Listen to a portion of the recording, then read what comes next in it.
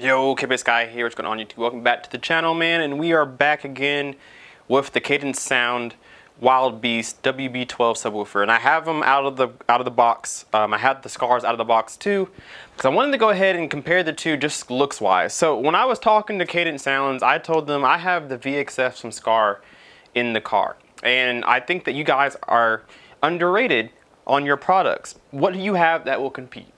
Well, they sent me the WBs, and they sent me the QRS 3000.1D, that's their amplifier, and they told me this is our best work right now.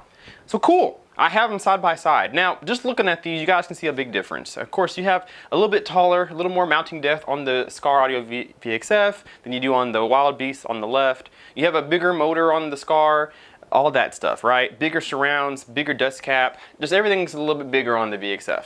Even the power.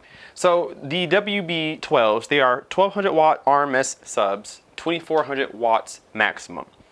The VXFs are 1500 watt RMS subs, 3000 watts maximum. So you're getting 600 more watts maximum potential, and you're getting 300 watt RMS more potential on the VXFs than you are on the WBs. Now, if I had to say what these compare most to, I think the Skar EVLs compare more to the WBs because of the power rating, the size, the weight, all that stuff.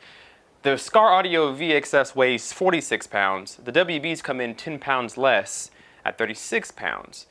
So it's a smaller sub all the way around, and that's okay. I just think that these aren't necessarily what you want to compare. But since I have them in front of me, I'm going to do that. Now, I do have a friend who lives nearby me whose son has the EVLs. I used to have the EVLs too. But his sons have EVL 12s in his truck. So soon I'll make a video comparing the WBs to the EVLs. That's more of a fair comparison in my opinion. But since we have these two speakers in front of me, let's just take a look at the differences. Let me swing this way. What really impressed me a lot about the WBs is actually the build quality. Now this speaker is about 450 bucks, so it's not a cheap speaker. And you don't want cheap materials either. The cone, good cone. I think what scares me is going to be this foam surround. It is very loose, very flimsy, versus something like the Skar that is almost half the price.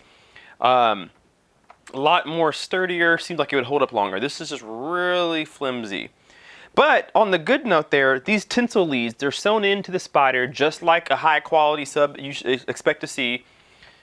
The terminals here are 8 gauge. They are thick. They're just as thick, and they feel just as good. They feel exactly the same as the Skars.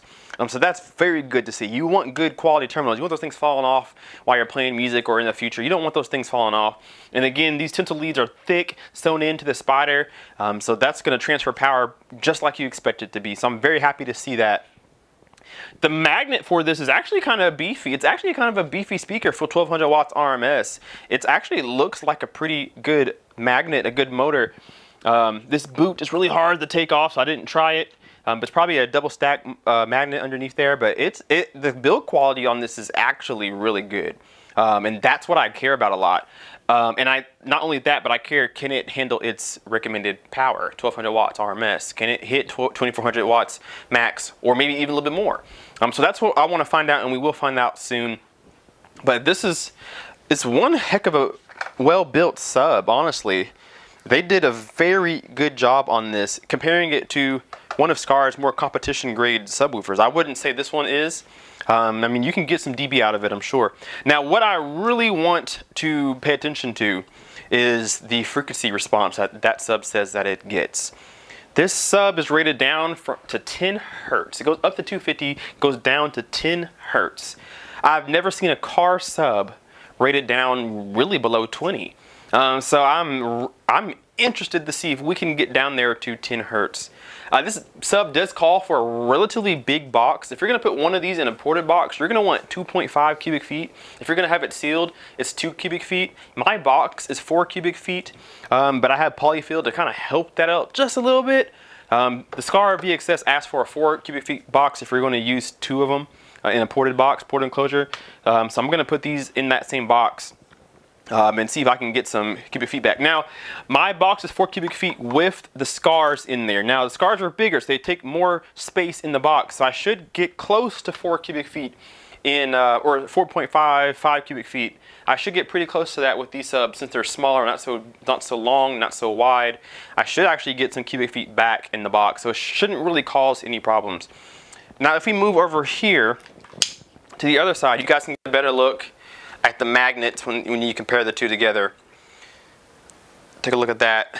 Again, construction on the WB is fantastic. It looks great. It feels great. I have no doubt that this will hold up. You guys can kind of see, there you go, you can get a look at that. You guys can kind of see the voice coil there.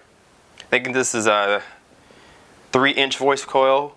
I believe the VXFs are pretty close to that too.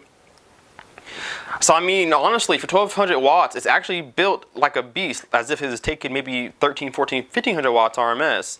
So, you know, it looks like it's going to hold up just fine. I'm going to be powering it with 3000 watts. Of course, I'm not going to put all 3000 watts on this thing, but I'm going to push it until I can hear its mechanical limits.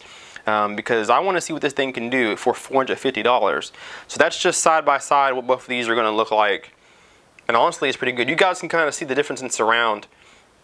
It's not as thick on the Wild Beast at all, but again, you don't really need it if you're not going to put a lot of power to it. It has an X max of 18.5 millimeters. That's probably around 2 inches or so. This one has 23 and some change. That's around 3 inches, so about an inch less of X max, of excursion. But nonetheless, we should get pretty loud with these. So I want to put the WBs, I want to put those in the box now. My box is sitting here. I want to put them in the box and put them back in the car. And we'll listen to them for a couple of weeks, see how they sound, and then I'll do some videos along the way so you guys can check these out. Alright, so this is what one of them will look like in the box. It's not all the way in there, but for the most part, this is kind of what it'll look like. I love how they put the rubber surround over top of the screw holes so that, you know, have a nice clean look if that matters to you. Small details like that are important to some people, and I like that they pay attention to that. It is pretty cool. You get the Wild Beast logo sitting right there on the dust cap. So it's a cool design. It's a cool subwoofer. So I'm going to go ahead and get this box back outside, put the speakers in, put them in the trunk, and then I'm going to listen to these for a couple of days. Get them broken in and then see what I think. We'll do some demos of them, of course. We'll put a lot of power to them and see how they handle, guys. So if you're enjoying the content, do so. Leave a comment and like and subscribe if you're not already. And we'll see you in the next video. Kpaceguy out. Peace.